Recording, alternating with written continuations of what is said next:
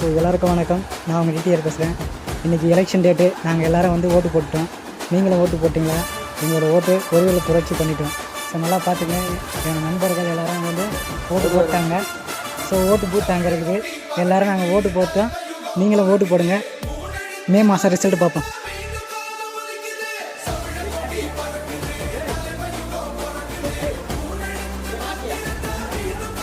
எங்கள் ஊர் book elections.